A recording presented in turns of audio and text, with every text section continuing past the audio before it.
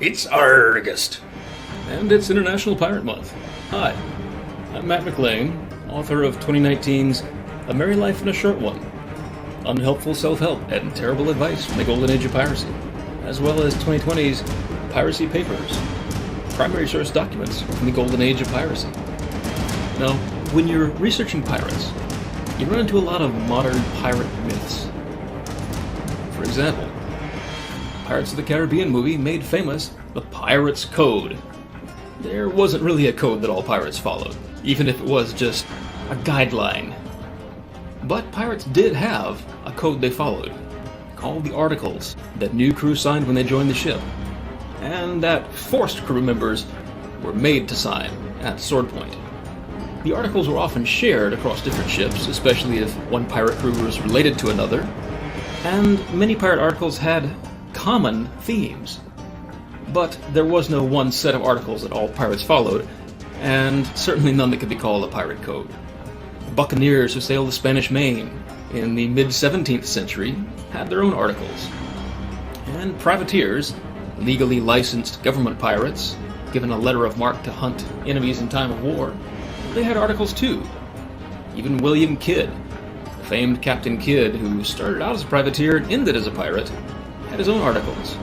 They served as both privateer and pirate articles. Luckily for us, a great many pirate articles have survived into the modern era thanks to trial transcripts, witness testimony, and other documents that have survived. For example, the pirate John Phillips, who was only a pirate from 1721 to 1724 when his prisoners overthrew his crew and killed Phillips himself, had his own articles aboard his ship the Revenge. Some of his articles concerned division of treasure. The captain would get one full share to half of all prizes. Master, carpenter, boatswain, gunner, and other pirate officers would get 1 share and a quarter, and anyone else in the ship would get at least 1 full share of any treasure they captured. Almost all pirate articles had a similar specification for who got what of any captured treasure. Many pirate articles had what we would know today as life insurance or workman's comp.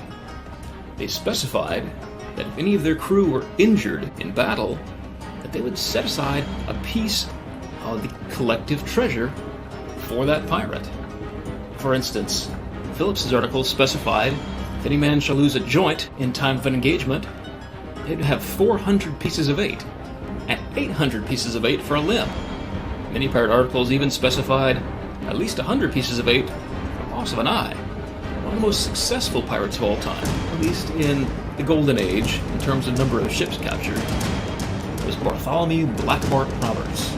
Robert had similar articles to Phillips and others, but his started with something unique that concerns us today. Robert's first article specified that every man has a vote in affairs of moment. Here's the important part.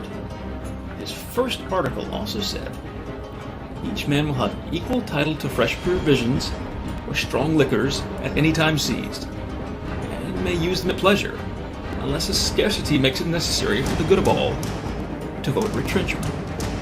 Did you catch that?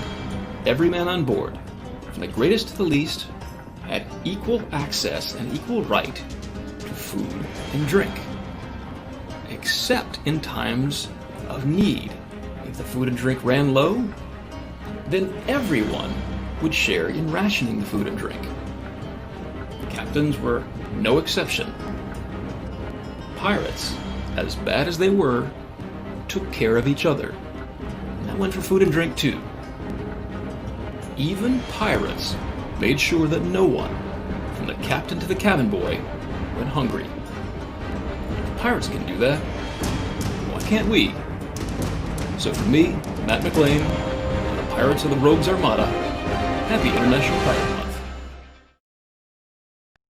Thanks to Matt McLaine for clearing up a few things about the Pirate Code for us. You can find them on Amazon.com just by searching Matt McLaine. That's McLaine with an E at the end, or just click on the link up in the description. And as always, please click on the link to help support feedingamerica.org. Every little bit helps and is greatly appreciated. And we'll see you tomorrow for International Pirate Month. Bubbles.